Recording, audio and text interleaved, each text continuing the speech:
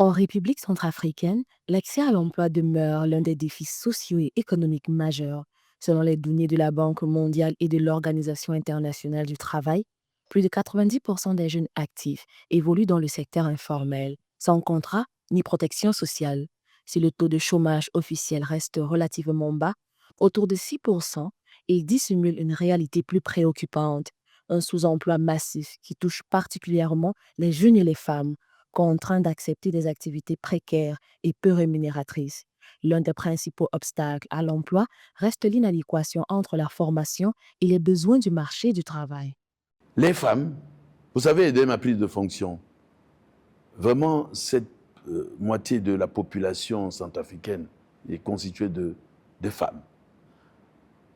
Nous, aujourd'hui, les Centrafricains veulent inverser la tendance. C'est-à-dire que la femme centrafricaine doit jouer un rôle de premier plan et doit être dans les centres de décision. Pour répondre à cette situation, plusieurs initiatives voient le jour. En 2024, l'Institut européen de coopération et de développement a lancé le projet IPAGE, Initiative pour l'autonomisation de la jeunesse, avec pour objectif d'accompagner plus de 3000 jeunes d'ici 2027 vers l'emploi ou l'auto-emploi, en accordant une attention particulière à l'insertion des jeunes femmes.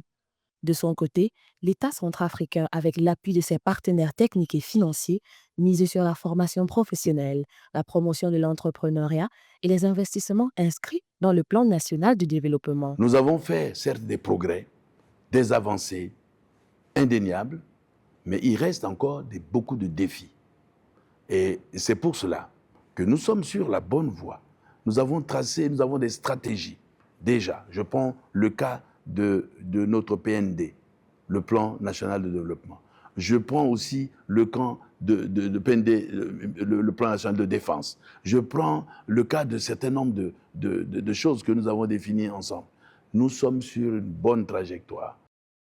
Malgré ces efforts, le chemin reste long.